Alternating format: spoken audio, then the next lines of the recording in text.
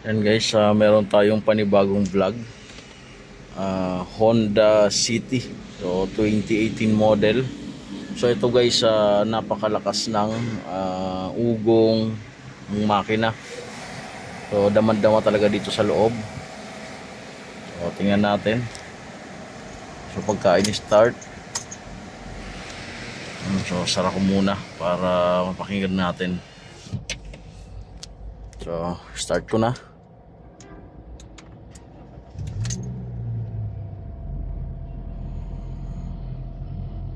Yan, yung parang vibration niya.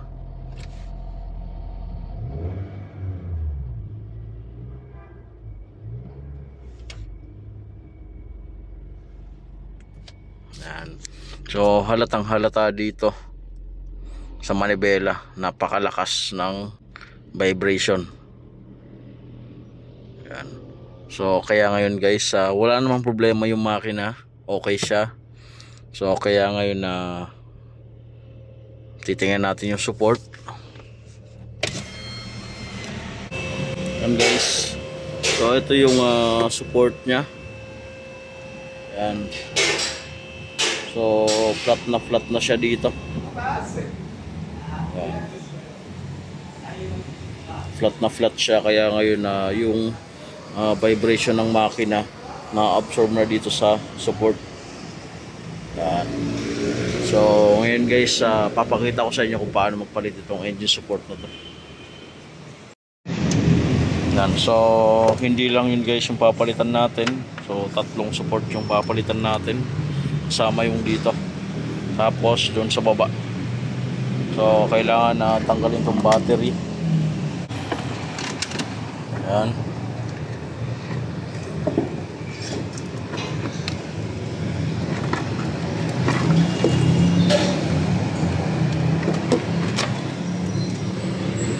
So ito yung support nya.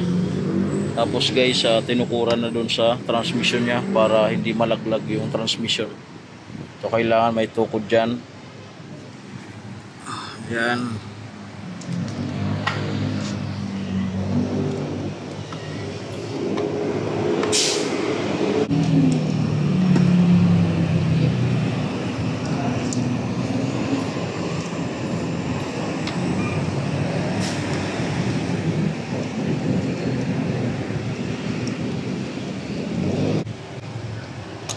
So may dalawang tornilyo yan, ito, tapos doon. So 10mm yan.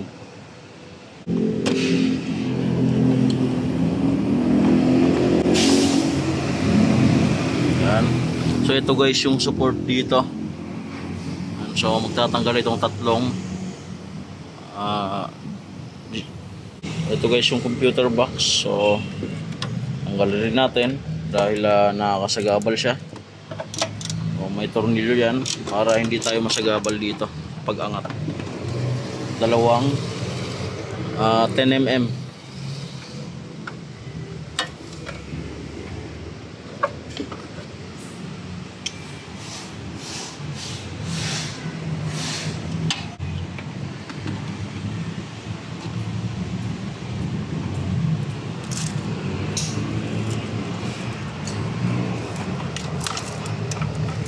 Yan.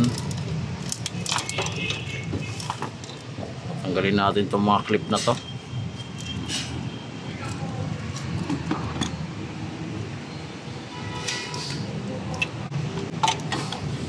Yan. So ngayon guys, sakto, tinukuran na dyan sa transmission. So magtatanggal na tayo nito. So safe na yan tanggalin. So 17mm, tapos dito 14mm. Yes. Tapos yung gis doon, yung ground.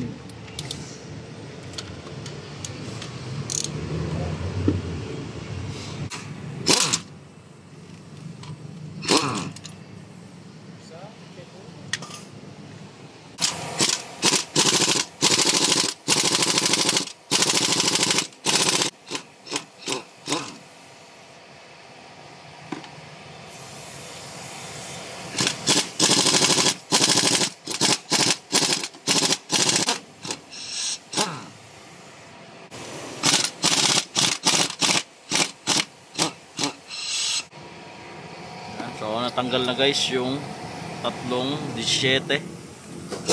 O ito naman yung 14 dito, kabilaan.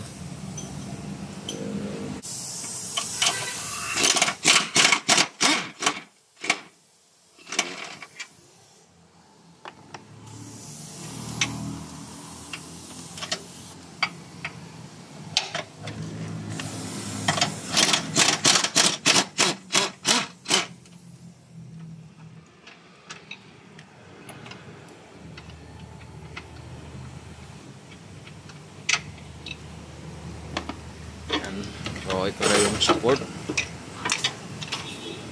Ayan. So kung makikita nyo to, ano, bagsak na siya. Ayan. So crack na. So isa to guys kung bakit babibrate sa loob. Ayan guys, nandito na yung pumalit natin. Ayan. So tatlong support. Saan matawar?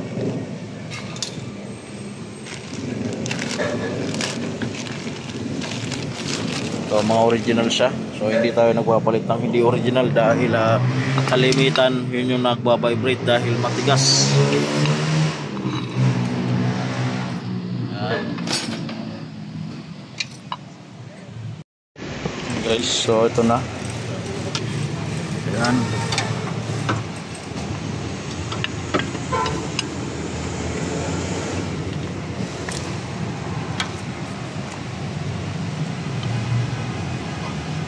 Tornilyo niya.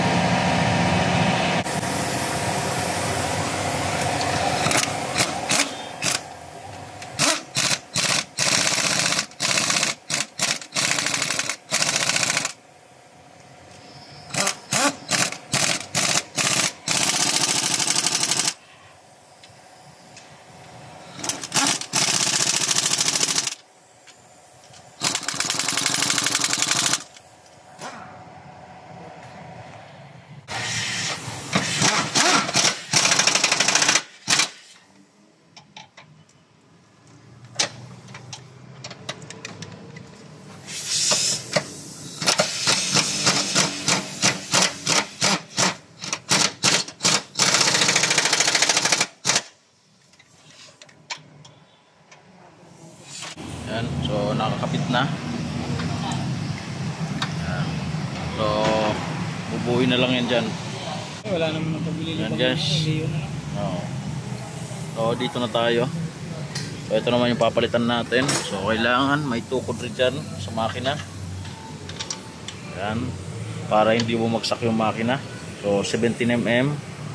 Tapos sa 19mm 14mm. Ayan.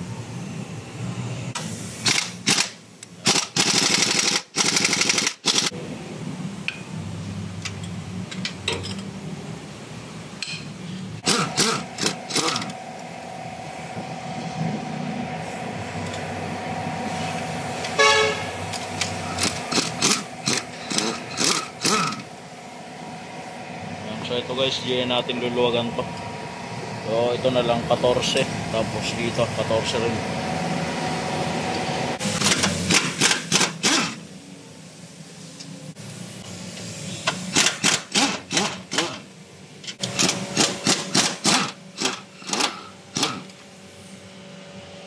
Meron pa siyang ground 10mm.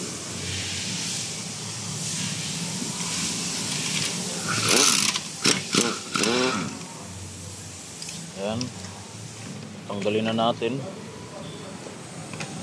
Okay, so kung makita nyo,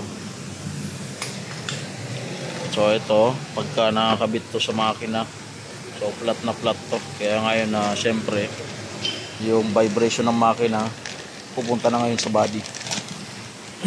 So ito na yung pamalit natin. Yan, original din. kabit na natin to.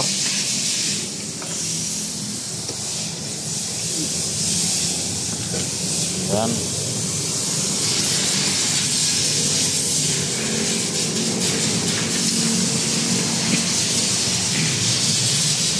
Ito rin.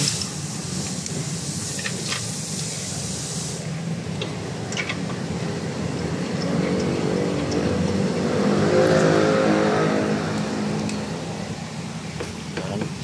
So, siyempre ito, tatanggalin natin para mailipat natin doon sa kabila. So, lagyan din natin ito. So, kung makikita nyo, bagsak na bagsak na. Kasama yan. So ito, kataas pa siya. Ayan.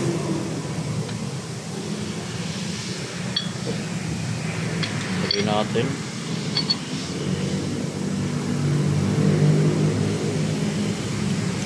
Tapos itong 19.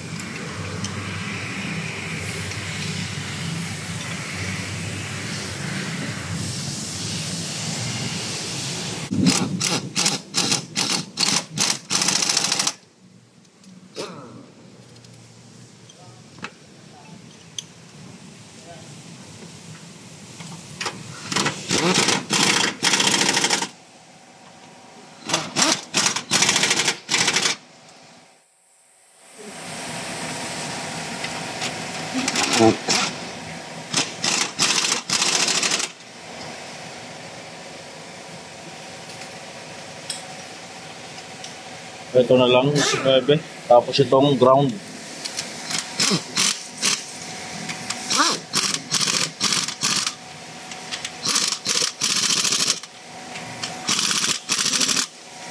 Yan. Yung ground pa.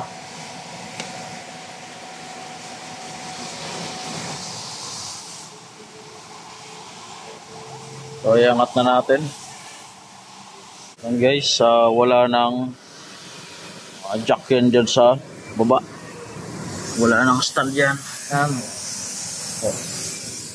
Tingnan nyo yung space nya. Napakalaki. So, doon naman tayo sa ilalim. So, yung sa ilalim guys, napakadali na lang palitan nun. So, dito guys yung pangatlong engine support. So, ito lang naman tatanggalin natin dito. Tapos ito. So, 17mm lang naman.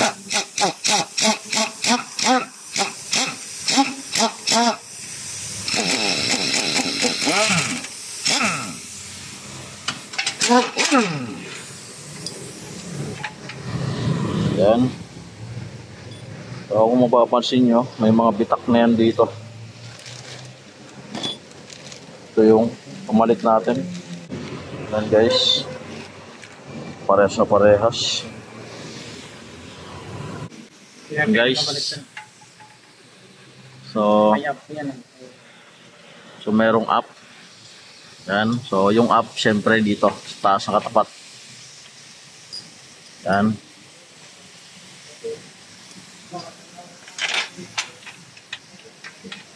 Tapos dito naman tulak natin. Yan guys. So ito na. So napakadali dito.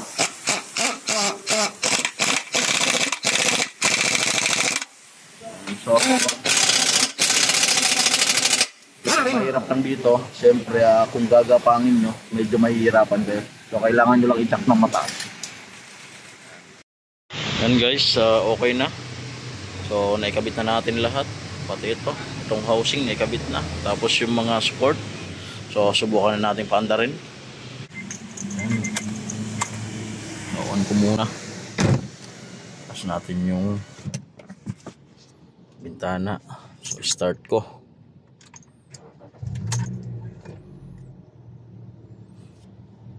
And guys. So sa ngayon napakaganda na.